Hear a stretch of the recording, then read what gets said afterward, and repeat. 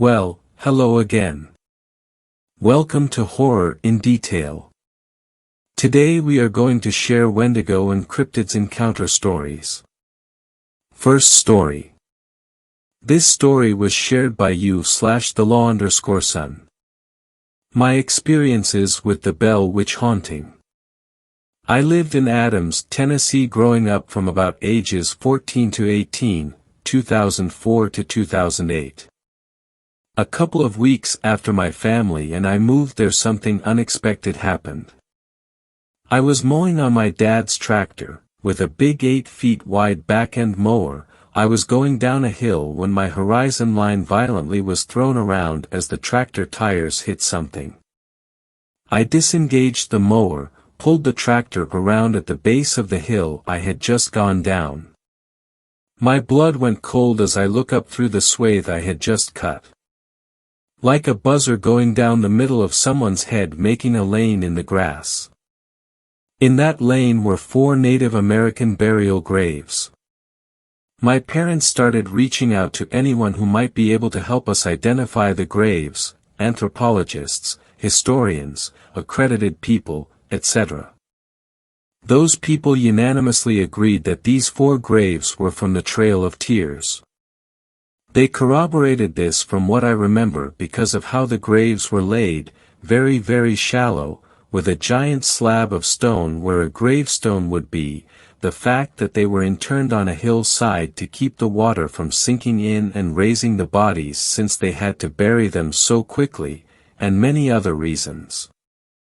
I consider myself a very logically driven and rationally minded person. Basically, I let my empirical senses try to explain something before I'll open myself to other possibilities. Yet, there were things that happened to me and my whole family that we weren't able to rationalize with the scientific mindset or anything logical. Event 1. The activity in our house started shortly after the mowing incident. We heard heavy knocking and pounding on the brick outer wall of the house, encircling the house. No matter where you were in the house you could hear the knocking. Some nights I would hear running footsteps accompanying the pounding. This activity happened nearly every night. As the nights passed I started feeling a heavy presence in my room, a suffocating one, like a heavy weight sitting on my solar plexus constantly. Whatever was happening decided to latch on to me. Event 2. Things continued to escalate. One night I was letting my golden retriever out to go pee. We had a ranch-style house overlooking the Red River. The door we were exiting was on the back side of the house facing the river. As I opened the door I start hearing faint whispering, something akin to leaves being blown/scratching across the ground. I looked up at the trees to see if the wind was blowing. Everything was perfectly still. It was fall in Tennessee, so tons of leaves on the ground. They were not moving either. The scratchy/blowing leaf noise continued, but as it continued it grew closer and louder. It sounded like a language of some sort, like how'd you imagine an incantation or something nefarious in the tone of the sound. I looked down at my golden retriever.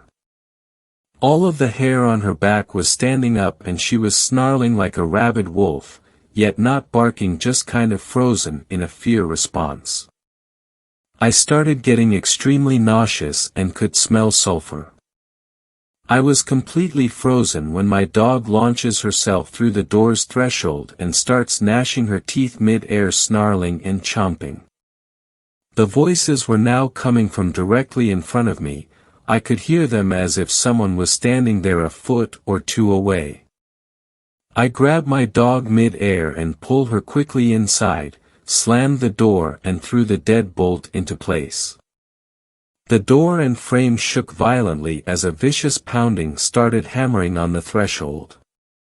I ran with my dog to the center of the house, flipping on every light along the way. We sat there alone all night until the sun came up. Ginger, my golden retriever, laid across my lap the entire night, pressing into me while she whimpered for hours. All I could do was pet her and try to calm her down, which was also helping me down-regulate. This was impossible though. The entire night until sunrise, the back door was thumping. Event 3, it happened when I was coming home from football practice. I had all my gear in a gym bag over my left shoulder. This is important, because of how I entered the house.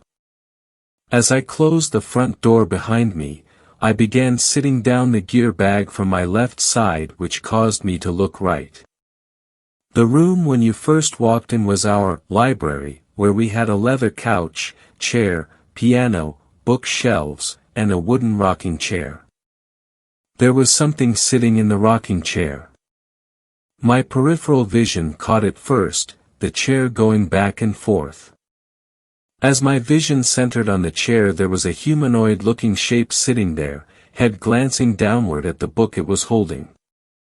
Long black hair drawn down over its head and completely void of light.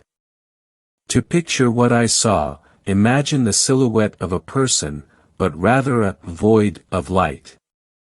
The light coming in around the edges of it seemed to be eaten up by the present/void, as the light spilled over the contour edges of the humanoid shape, like how black holes are visualized, almost exactly. It felt like I had jumped off a bridge into ice-cold water. I blasted myself backwards against the door screaming and fell down. As I was falling, I saw the void blur suddenly as it shot across the walls of the house and out through a huge bay window overlooking the river. My golden retriever was in the next room and she sprinted to chase the shadow across the walls, barking and clawing at the walls. After it left through the window, my dog came to me and laid on my lap until my parents got home. Event 4, I was fishing with my cousin Jack on the river by our house. We were right on the bend of a river, so the moon would be shining on both sides of the river, racing out at two lines like a 90-degree angle from the house, super beautiful when you weren't on edge. The reason I bring this up, there was a lot of light on the river that evening. Jack was about 10 or so at the time. He reaches up and taps me, "Does that lady need help?" I looked to where he was pointing and there was a pale woman dressed in white clothes going back and forth picking up stones just to the left of us across the river. I had seen her many times before around the property, and whenever I would get close she would disappear behind a tree or something similar would happen. Knowing this, I told Jack as calmly as I could that it was time for dinner and he needed to go up to my mom immediately, in an attempt to not scare him. When I walked him up and made sure he was on his way, I looked back over and she was gone, but I could hear a splashing in the water below. Event 5, myself, my dad, his friends, and some other family members were staked out along the river bend on the gravel bar beneath the rise to our house. Nothing out of the ordinary at first. It was July 4th and we were having an actual good time for a change. We were all spread out about 15 yards from each other. Each man had a low-end gas Coleman lantern. As the sun was setting, my dad looks over at me like something was bugging him. He told me later he felt like someone had just thrown a bucket of ice water over him before it began. The sun had just gone down when this happened. In unison all the lanterns were cranked up full blast, then just as quickly became barely a flame, then the fires roared to life again, down to barely a flame, roared to life, then they went completely out. Right as the flames went out, we heard the most God-forsaken scream by some woman across the river. Whatever it was kept on screaming despite our best attempts to call out to help. As her scream reached a crescendo, it sounded like what I could only imagine a person's throat being cut interrupted her scream. The sound of a dead weight fall of a human body tumbled down the hillside across from us and splashed violently into the water. At this point all the guys had their flashlights out. That's when something started swimming and splashing around in the water on both sides of the river bend.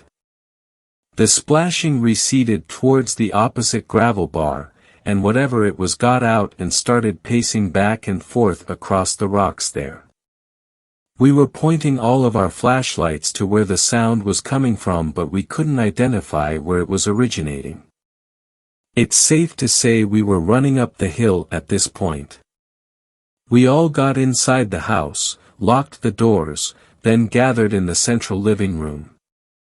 Nobody wanted to leave for fear of what was outside. We all stayed up that night because the wall pounding was more violent than it had ever been. Bam! Bam! Bam! All night like the ticking of some demonic clock. I didn't sleep for 2 days after this event.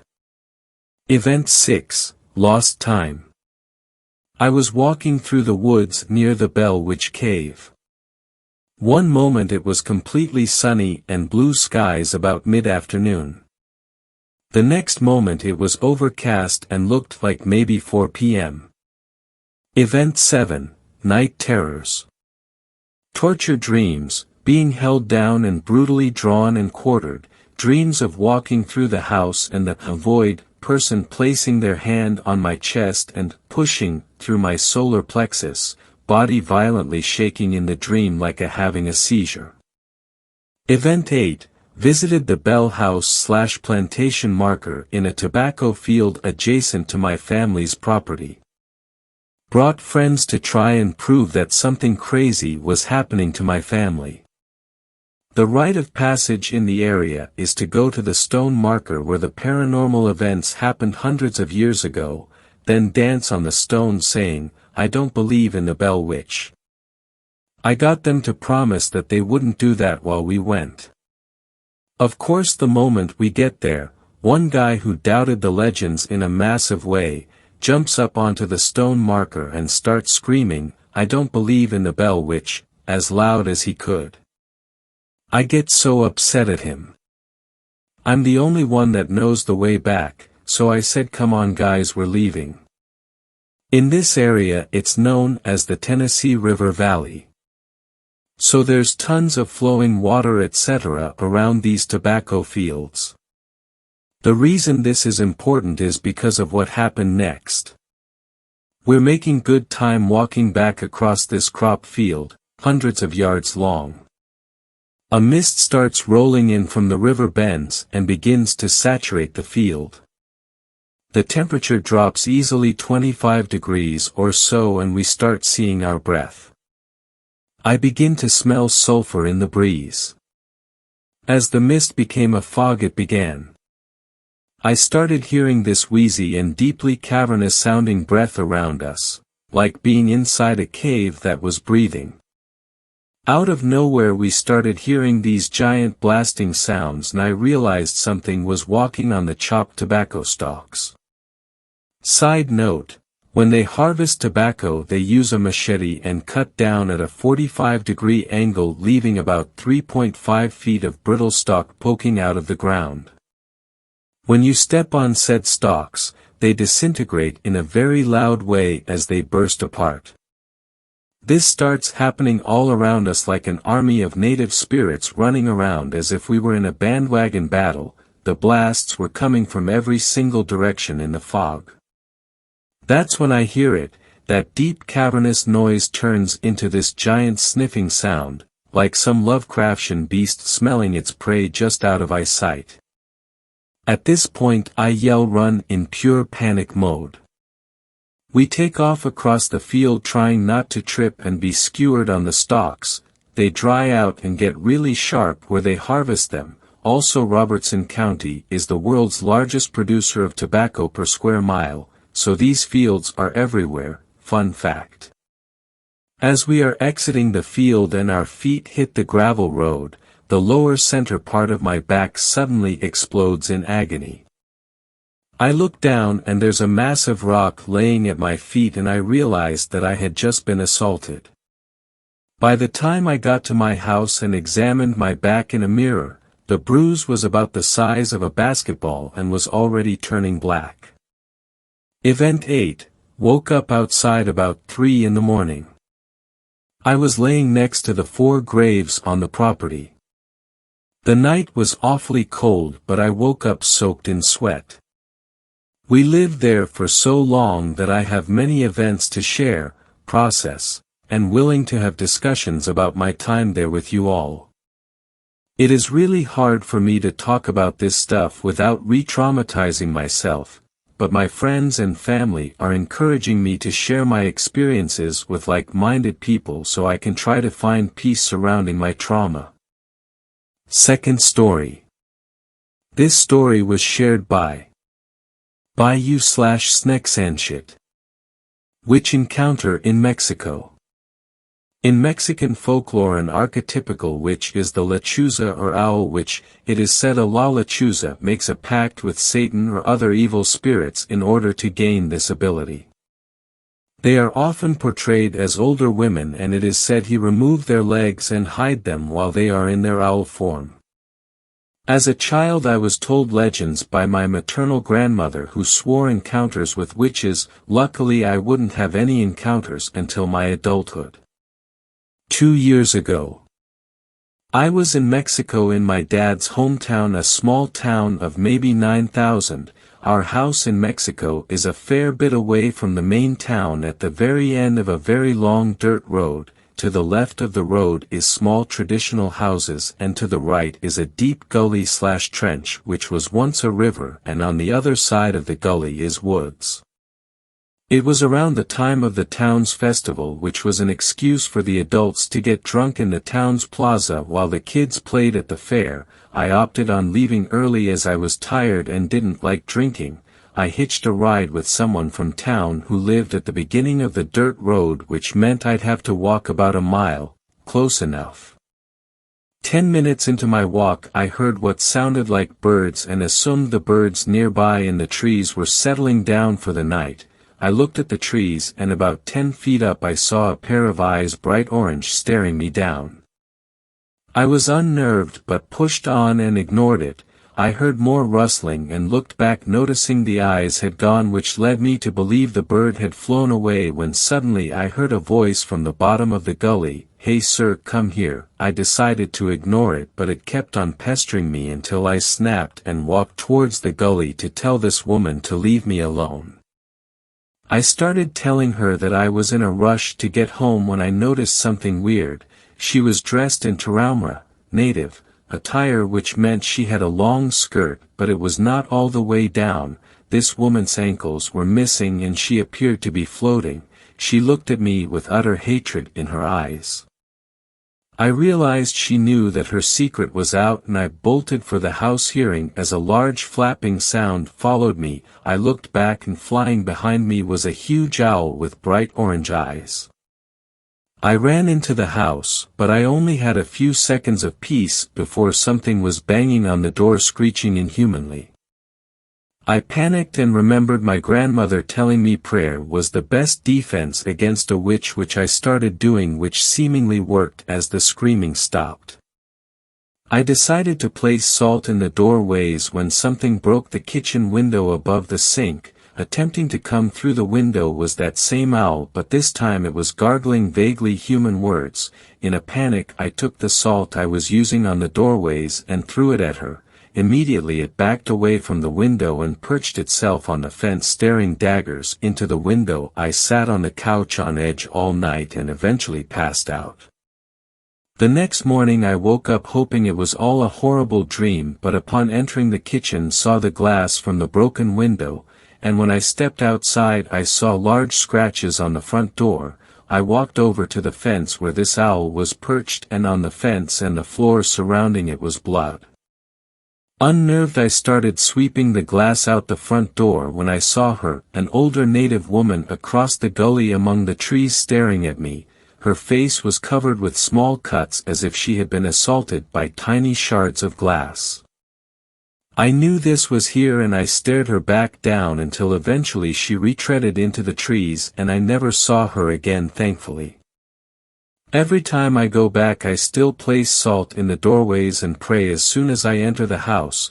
Often in that house I feel watched, and other people who stay report voices outside and knowing on the roof. I know she sits in the trees waiting until she can attack me again. Third story. The Witch Children in the Woods. This is a personal story that happened to me a few years ago when I was 26. I've been too scared to talk about it until now out of fear of being made fun of, so here is my story. Call me Sarah. 4 years ago, my great-grandmother passed away at the age of 98. We were close all the way into my adult years, so the death hit me hard. She lived in a one-story house in a rural town 30 minutes outside of Springfield, Missouri. Her house sat on a large and heavily forested piece of land. There was a large hill several hundred feet behind the house that dropped off into a creek.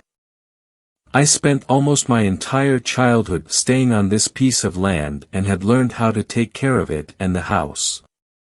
After the funeral services, I volunteered to stay and take care of the land while my family decided on what to do with it. Unfortunately, I wasn't able to buy the land, so I wanted to spend as much time out there as I could. My first 3 days I spent packing up items and cleaning the house. The nearest neighbor was 5 miles away, so I didn't have to worry about unwanted guests that would get in the way of my packing and disturb my personal way of mourning the loss of someone so close to me. The 4th day is when the odd events started occurring. I slept in a sleeping bag in the living room, and when I woke up I immediately screamed. A few inches away from my face was a dead copperhead snake. It was normal for snakes and other small animals to get in the house, so seeing the snake wasn't surprising. It was the fact that it was so close to my face and it could have bitten me at any moment while I was sleeping. I briefly wondered why the snake had just come in the house and died, because there were no physical signs that anything was wrong with it, so I threw it outside and continued with my day, and the weird event was almost forgotten. Later that evening I decided to go for a walk through the woods to enjoy the nice weather and reminisce about the good times I'd had in the woods and all the games I used to play. I was walking along an old path that led to a well. The path was narrow and was close to the drop-off that led to the creek. I heard a branch snap behind me and instinctively turned my head. I didn't see anything, so I assumed it was an animal and continued walking. Just a few minutes later I heard a snap to my left and turned to look again, but I still didn't see anything. I started to worry that I was being stalked by something, but it was rare to see large animals in this area, so I continued walking. I heard a third snap directly in front of me, but now instead of being worried, I was upset. I was convinced that someone else was out here trying to scare me, so I shouted at what I assumed to be a person. "Go away!" And everything went uncomfortably silent. But I started to hear footsteps approaching in front of me, but I couldn't see anything. They got faster and faster until whoever or whatever it was running right at me. I covered my face with my arms and waited to be attacked by some invisible person, but the footsteps stopped. I slowly lowered my arms, but instead of seeing a person, a bobcat, or even a bear, I saw a gigantic spider in the middle of a web I hadn't noticed before. If I would have taken one more step I would have ended up being bitten. I turned and ran as fast as I could through the overgrowth and back to the house. I was spooked, but I was out in the middle of the woods and sometimes things like this happened. I knew this land and the house well, so I pushed through the night, and the next 2 days, nothing out of the ordinary happened. I started yard work my second week staying out at the house, and it wasn't bad. I'd actually found some old trinkets from my childhood that I'd buried under a tree. While I was picking up fallen branches from a storm the previous night, I noticed a clump of hair was caught in one of them. I remember its color being brown and black and considered the possibility of it being a rare encounter with a bear, but there were no tracks that I could see. I brushed it off again, but I was starting to think that maybe someone else was staying on the property, and that upset me. I decided to stay up late to see if I could catch the person in the act. Nothing happened until around 2 a.m. I remember everything so vividly because of how terrified I was. It started with branches crunching and the sound of the wheelbarrow I'd been using earlier falling over. I readied my flashlight and a small knife just in case whoever it was got violent. I heard them step onto the front porch and pull at the screen door, but they quickly abandoned it and instead started walking around the house. I could hear them scraping something sharp against the house and I was furious. I stood up and shined my flashlight at the nearest window that I assumed the person was standing near and shouted at them. "I have a weapon. Get off of this property now." Everything stopped and I was positive that whoever it was had left, until I heard something slam against the window so hard I was surprised it didn't break. My flashlight shined on the person, and at first I wasn't sure what I was looking at. It had long dark hair with eyes that were way too big for its face. Its skin was wrinkled and reminded me of a naked mole rat. It pressed its face against the glass and fogged it up with its breath. I heard it run around the house several times and bang on every wall, window, and the door every time it passed them. This went on for hours and I was too scared to move or do anything. I was completely alone being tormented by some strange monster. Every now and then I would get the courage to shine my flashlight and caught a glimpse of the thing. Each time I saw it, it looked more animal-like. All I could do was cry and wait for it to go away. Finally, just after sunrise the running and banging stopped, but I didn't dare move until well after 9 a.m. It took all of my courage to open the front door and see what damage had been done to the house and yard after the terrifying experience from the night before, but there was nothing. No footprints, no scratches against the house or broken or cracked windows. It was almost like I'd imagined the whole thing, but I knew what I saw and had experienced was real. Nothing else happened for the rest of my stay there, and by the end of the month my grandfather came to pick me up and take care of the belongings I'd packed away. I was still terrified by what had happened, but I had almost convinced myself that I'd imagined it until my grandfather spoke to me. He told me that he was happy that this land was being sold and how much he hated growing up here. When I asked him why, his answer seemed to validate my experience. Now, my grandfather is a serious no-nonsense man. He was the type of person that stayed quiet, but when he did speak you'd better listen because it was important. He was a hardened war veteran and devoted Christian, so things like paranormal and supernatural were just fairy tales to him. He made sure to tell his children and me and the rest of my siblings and cousins that. He told me how his mother, my great-grandmother, would always try to scare him and his sister with stories about the land being guarded by monsters. The story says that these monsters, hybrids is what he called them, were the children of falsely accused witches. The people living in the area back when this was going on claimed that the children were part witch and part animal and needed to be killed, so they were left in the forest to die. He said that when the witch children died, they came back as spirits and claimed the woods as their own, and any unwelcome visitors would be tortured until they were literally scared to death. Just how their falsely accused mothers had been scared when they had been killed. My grandfather said he didn't believe in much outside of his religion, but he believed that the hybrids were real and that he had been tormented by one when he tried to go hunting in the woods for the first time and shot his first deer. He believed he had upset the hybrids by killing an innocent animal and never stepped foot on the land with a weapon, and they finally left him alone. Maybe this is a foolish thing to believe, but I believe that the story my grandfather told me is true simply because we both had similar terrifying experiences. If I'd had a camera I would have tried to take a picture of the creature, or if I could draw I would post a picture of the drawing. I remember every detail about what I saw and will be burned into my memory forever.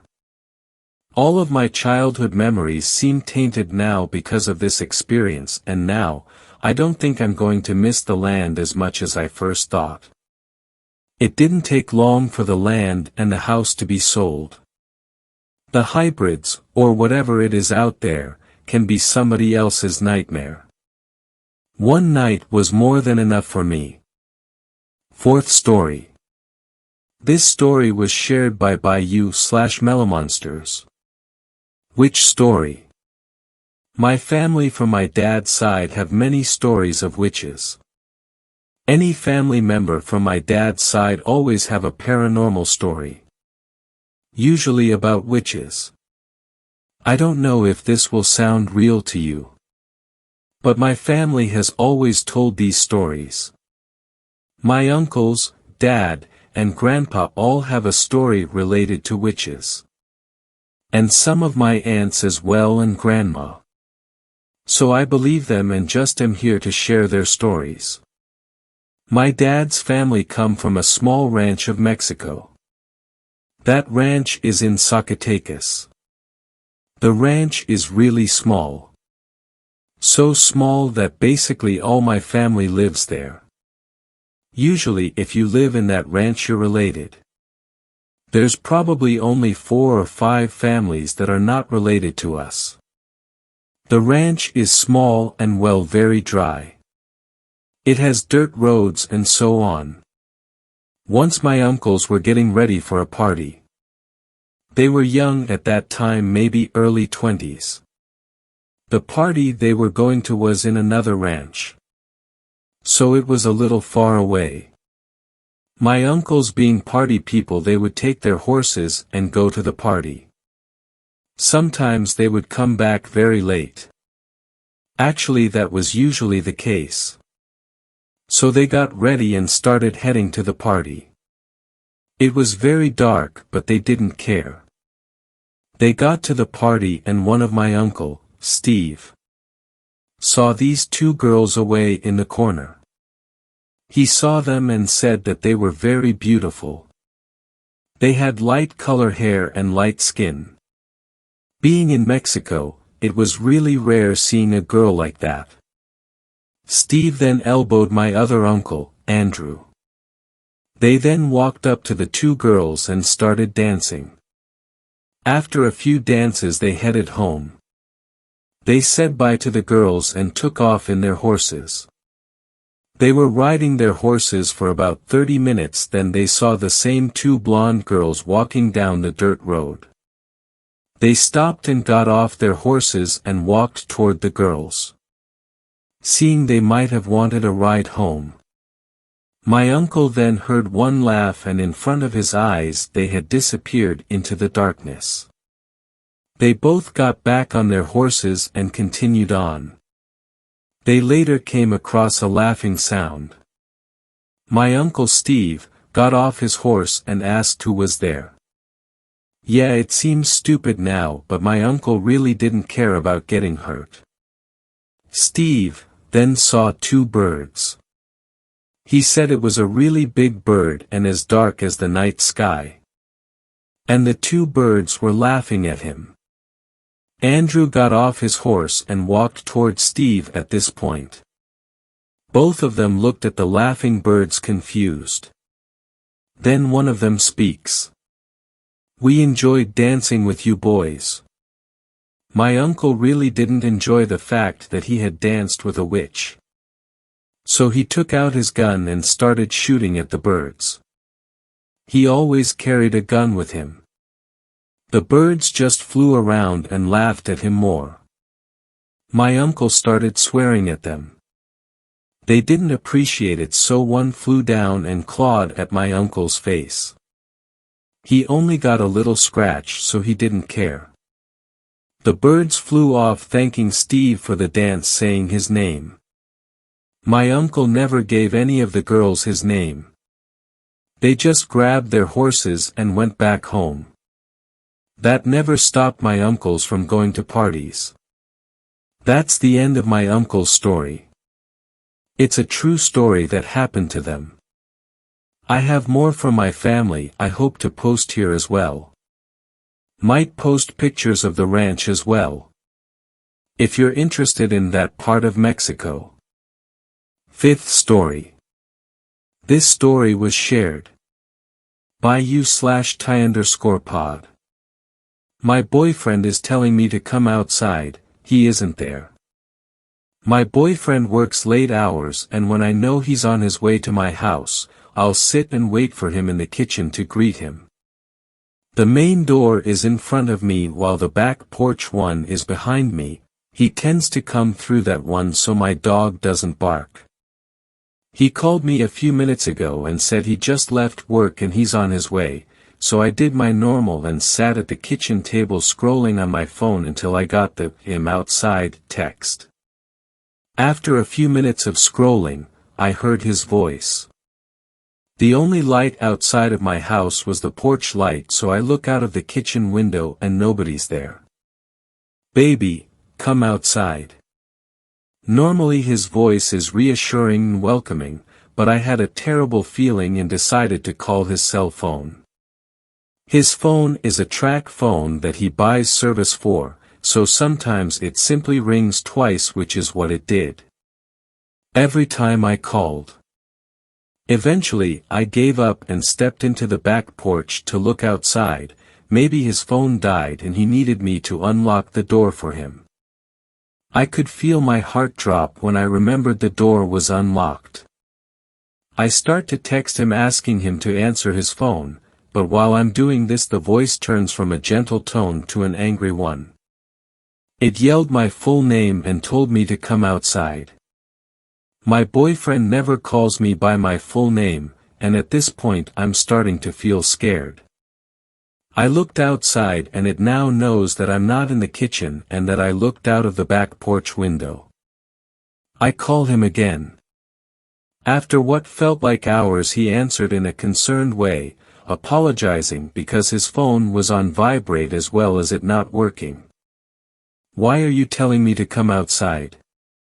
Those were the first words I said. There was an immediate silence over the line. "What do you mean?" "I'm just now on your road." He sounded worried, but I could tell he thought I was pranking him. The voice was getting angrier by the second. It cussed at me and eventually started banging on the door. It was so loud that even my boyfriend could hear it through the phone. I heard the car speed up, then the sound of gravel from him pulling into my driveway. I finally mustered up the courage to move the curtain and see if there was really anyone there. There was nothing there, but I could see him running up the stairs to get to me. Once he got in the voice and the banging came to a complete stop.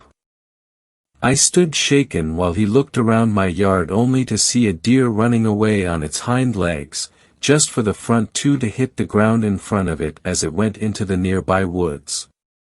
We didn't sleep much that night, and eventually we plan on moving somewhere that's closer to the city as my house is out of the way from any other people. Sixth story. My dog and I found sign of something hungry in the Sierra Nevadas. Any idea what it was? Nothing seemed out of place at first. I thought I knew my shit and I had a gun. This should have been nothing new. This all happened yesterday near the Sierra Nevada mountain range. I am not going to make any assumptions as to what I saw or what was out there in the mountain forest. I will leave that to you. All I am going to say here is what I saw with my own two eyes, and the two of my dog. But first, A few points of background info before I get started. I am a geologist with a small but reputable gold mining company. My job is to travel to sites thought to hold gold ore and direct a team of company employees and contractors in the use of a variety of technologies, geophysical, chemical, visual, etc., in locating if/where the gold actually is. Basically, I am a modern-day prospector, but instead of a gold pan I have an excavator. Half the time I work in the land of our grizzled friend Ursus Arctos, so I carry with me at all times a Ruger Alaskan, basically a snub-nosed gun that fires huge bullets and absolutely breaks your hand but breaks the bear faster. The other half the time I work in hot, sticky, corrupt countries that a revolver won't make you much safer in. As a geo-nerd, I love the outdoors and consequently travel a lot to a variety of places that my girlfriend describes as rugged-ass. Can't really say I blame her, and I always travel with both my gun and my dog Farkas, a large and hyperactive Malamute that I raised from a pup. We typically tent out in the middle of somewhere remote and go fishing, hiking, rock hounding, whatever.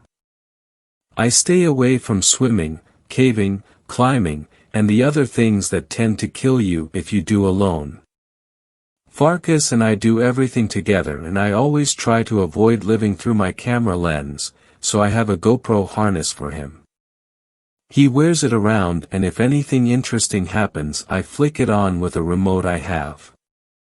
This time around I didn't have as much time until my next FIFO rotation, so I thought I'd go somewhere a bit closer to home, the Sierra Nevada range in California. A place with a gold industry so I'd feel right at home, but remote enough for me to do my own thing for a few days before heading back to work. You probably wonder why I would go to a mountain range in January. Well, the weather was in the 50s, and suffice it to say I've dealt with much worse on the job. I got to my site on the morning of January 5, 2015, and nothing seemed out of place at first. I was lucky this time and had a nice big clearing to set up my tent and stove and other things. After getting all settled in, I decided to go take a hike around the outskirts of the clearing and the surrounding grove just to see what was around and make sure there were no bears or cougars nearby. While on the hike, I became quite convinced that everything was in order. Farkas didn't bark at anything or seem scared or show any signs of concern. It wasn't until I got back that I realized something that gave me real pause. I hadn't heard a single bird on the entire hike. This might seem ridiculous for a summer in a well-forested mountain area, but if a big predator is around I swear, and I go back and forth on this with my biologist friend, that the small things will keep their mouths shut. This was alarming to me because Farkas didn't pick up on anything at all, and there was no visual sign, dung, fur, etc., of anything big. Eventually I decided to just try and put it out of mind since I'd already taken the effort to get up here. The next several days were much the same. Hikes and walks, some time spent fishing, but I never got a single bite. In more ways than one, no fish and no mosquitoes either, something that absolutely blew my mind. By the end of the second day of my 3-day trip I decided to break one of my rules and pull out my phone. I wanted to learn about the area I was in to see if there were any DNR reports or other observations on the area as to why there was no life at all. Don't get me wrong, I didn't blindly pick a campsite, I was just looking at more academic info this time around. The answer to my search revealed nothing more than an anniversary commemoration for the Donner Party, a group of pioneers who had a hell of a time getting out to California. Apparently, I was staying near their old camp from 150 years before. Well, nothing useful, I figured. And so ended my second to last day of camping. Have you ever slept in a room with a dog that just sits there and stares at the door or a wall? It is a horrible thing to try to get to sleep to, and it is about 1,000 times worse when you wake up to the dog staring at the door.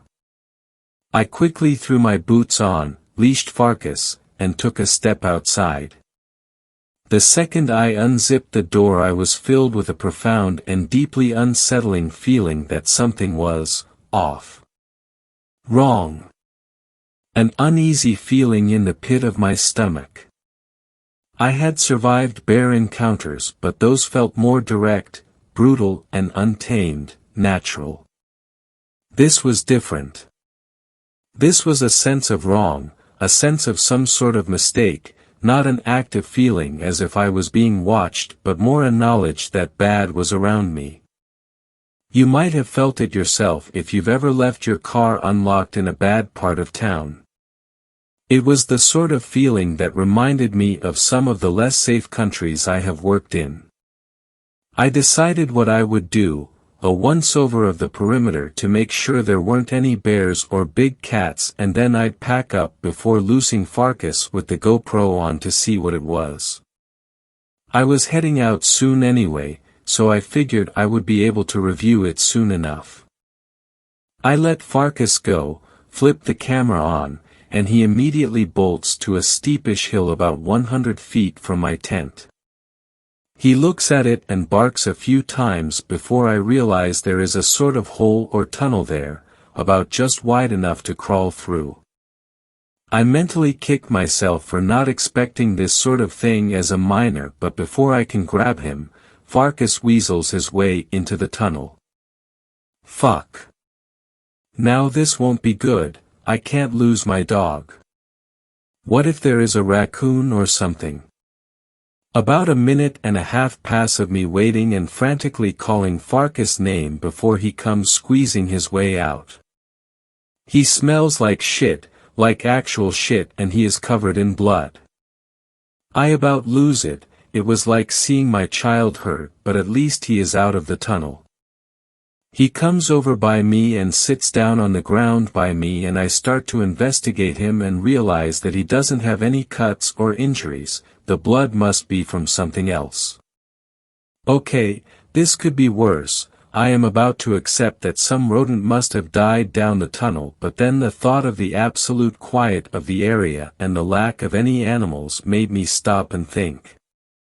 A chill ran straight down my spine as I put it together. I show up in an area with 0 animals, and my dog discovers a human-sized tunnel filled with an awful smell and a lot of blood. Plus, that awful feeling, that dread in the bottom of my stomach and the back of my brain. I decided enough was enough. We loaded into my car and drove back to the valley. As soon as I got home I gave my poor, shivering Farkas a bath and connected the camera to my computer. I started watching the recordings.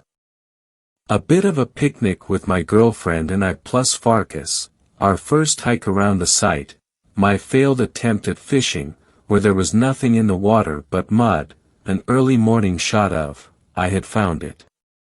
On my computer I watched as Farkas ran to the entrance of the tunnel, barked a few times, and started to paw his way down the hole. It was narrow and there was barely enough light to record with. It seemed like a den of some sort, although it was big enough that I had to wonder what it was dug by. That was when the camera caught a glint of light.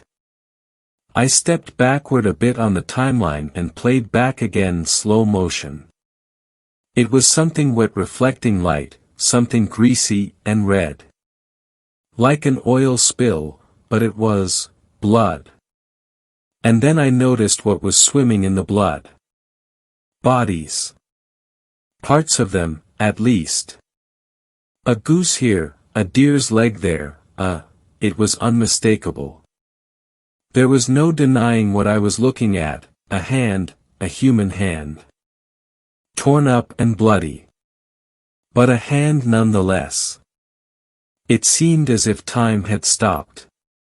What could it be? Too small for a bear, and cougars don't live underground. What could possibly? I was pulled out of my mental wandering by a sticky slurping noise. Farkas was wading into the bloody pool and had begun to start eating from it. Not drinking from it, eating from it. The viscera and bones and flesh in the tunnel, he was chewing it and slurping it down. My poor pup crawled down the tunnel of some devouring animal or beast or thing and had started eating the hungry leftovers. And all the while, I stood above ground, hand on my holster, feeling safe enough with a gun by my side, while my dog was, well. This was a few hours ago. I've since called the police and the DNR and have been watching Farkas, who hasn't stopped that shivering but is otherwise fine. Looks like I was more successful than the Donner Party. Maybe I discovered a new predator. We'll keep you updated. If anyone here can offer ideas as to what I found, I'd love to hear. 7th story. This story was shared. U/TF2 Milktoast. If you live near Shiloh, Alabama, do not let your power go out. I'm a resident of Shiloh, and I'm begging everyone in the r/Nosleep community who lives in this area to heed my advice. I know some of you may be affected by Irma worse than I have, but please understand that I'm not trying to steal attention. This is a real warning. The hurricane is nowhere near as dangerous as what happens when you let your lights go out. It's been a rough week, I'm sure you all know. The storm has wreaked havoc across the southern states, and Alabama had been able to escape the torrent for the most part, up until yesterday. Since then, the rain has been pouring down, and the streets are rivers of rushing floodwaters. Power lines are down all over the city. Nobody can go anywhere without risking being stranded in the middle of the storm. Most of my neighbors packed up and headed north, but I don't have the money to spend on a trip. I'm waist deep in mortgage debts, if you must know. So I've been isolated in my home since last night, without power. And, good God, I have seen some shit in that period of time. It was around 4 o'clock that the power went out this morning. I'm not actually sure what the exact time was, since all my clocks are digital, and they all shut down at the same time. But I know the sun rose about an hour later, so it's my best guess. I was watching TV when it happened. The rain had been pretty docile up until that point. During the weather update, the storm suddenly turned into a downpour within a matter of minutes, and the power went out almost immediately. The wind howled as I turned out the window and saw the power lines sagging a few inches from the ground, and as I got up from my seat and walked towards the window, I saw that the tree in my next-door neighbor's front yard had been completely uprooted. It had knocked down 2 poles further down the street, and as a result, power had most likely been cut off from the whole neighborhood. Now, I may be poor, but I'm not dumb. I'd prepared for the storm beforehand. I'd stocked up some bottled water, batteries, a flashlight, and canned food, and set up my old gas-powered generator in the back corner. Actually, I'd like to go back on that first statement. I'd put all those supplies in the basement, which had no windows whatsoever, and was in complete darkness. Likely to be flooded, too. I am incredibly dumb, it seems. In any case, I had to go down there to start up the generator, or at least get a flashlight. But when I say it's dark, I mean that it's completely and utterly black.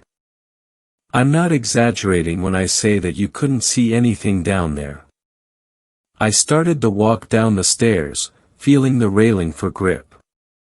You know when you close your eyes while going down a set of stairs, and you always stumble when you reach the last step because you think there's still another one below it? That was me the whole way down.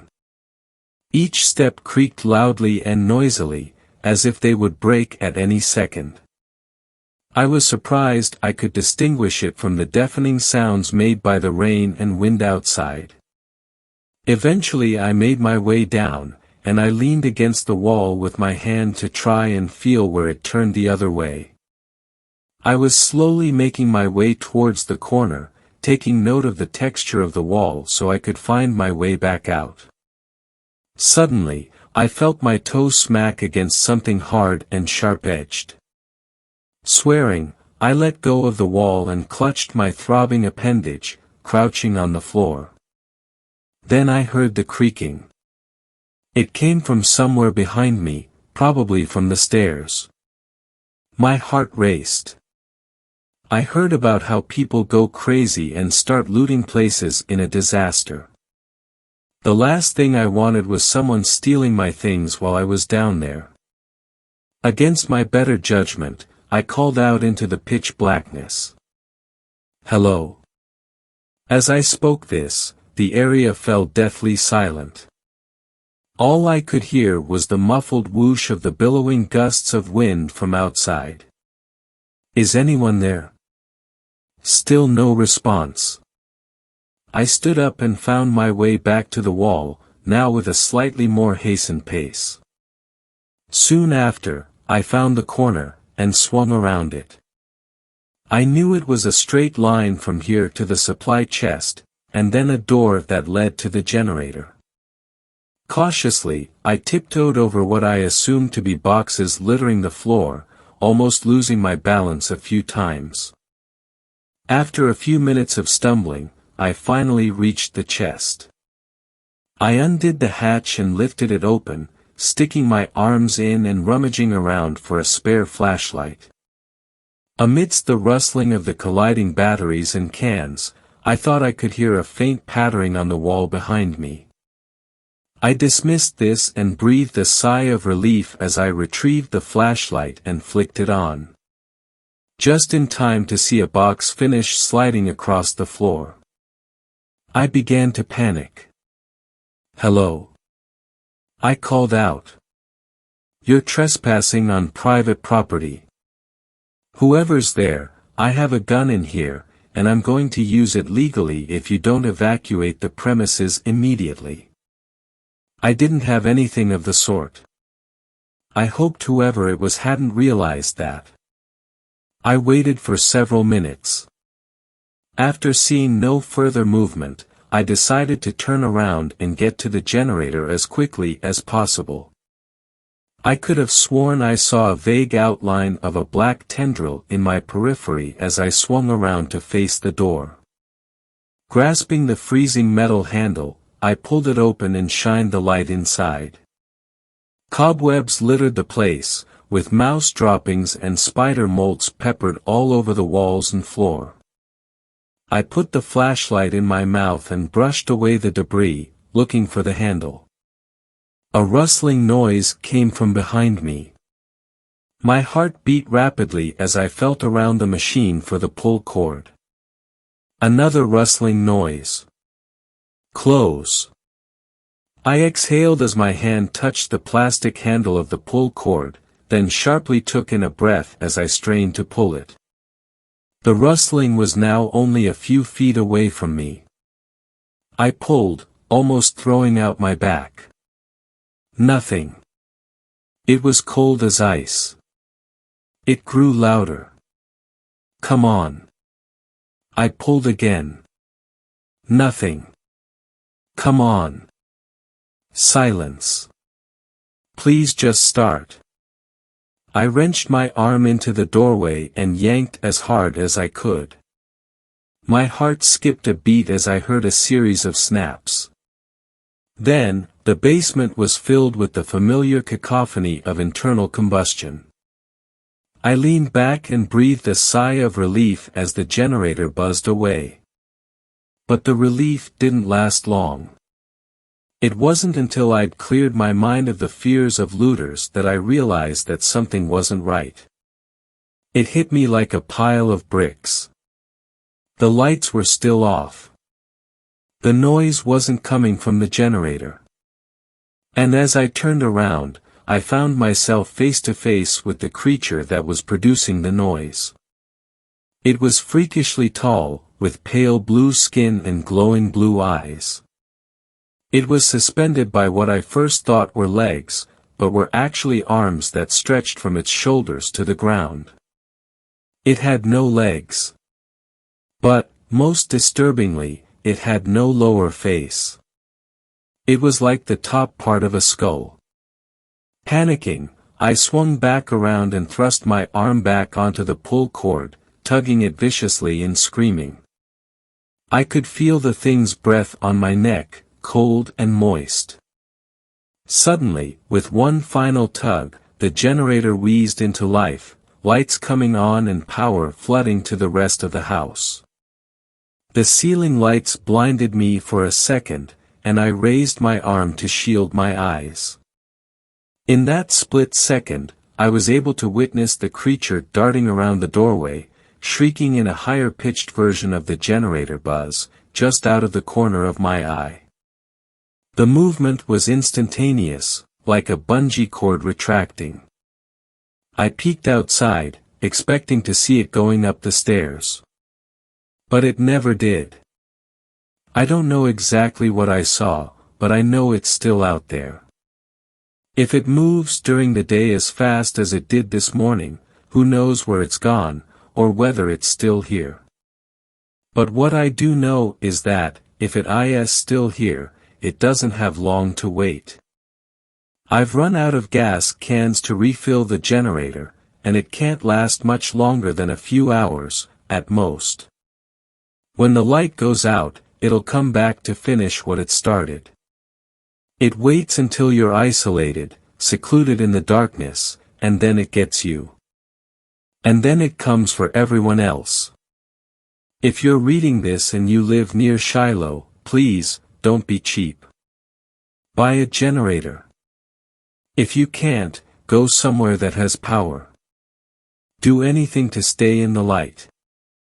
As for the rest of you, I simply want to thank you for donating to those who have suffered loss from Irma. God knows they need all they can get. Thanks a lot for watching the video till the end. Subscribe to our channel Horror in Detail.